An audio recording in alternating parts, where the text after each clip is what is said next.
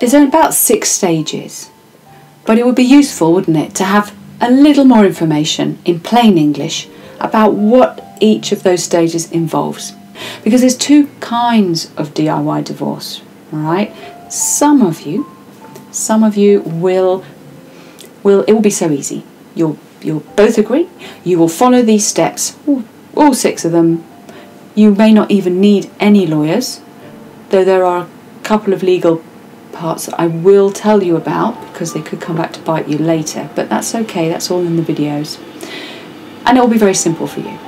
Then there's a whole load of other people who too have some assets. They may have properties, pensions and children, and that's where it can start to get a bit more complicated.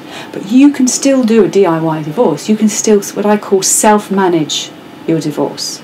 So the information here will give you the basic information that you need about the overview and some how to avoid certain pitfalls. But for you, there will be some additional resources that you might require. But again, I'll make sure you have access to those as you go through.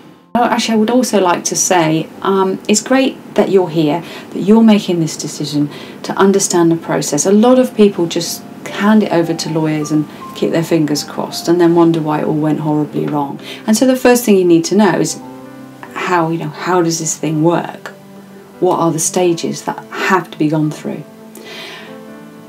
And when you do that, you'll find yourself in a place where your divorce can be efficient, uncomplicated and peaceful.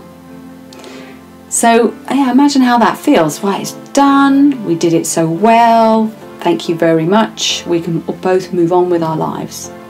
You don't want to be like the chap I heard about recently. He spent nearly £200 on an online divorce, which turned out to be just forms he could have got for free, and he still wasn't divorced. And I became really concerned about how many people I was meeting or hearing about who in theory should have been able to manage that process themselves really simply, but where they just didn't have the basic information they needed given to them. And so that's what I put together in these 6 videos.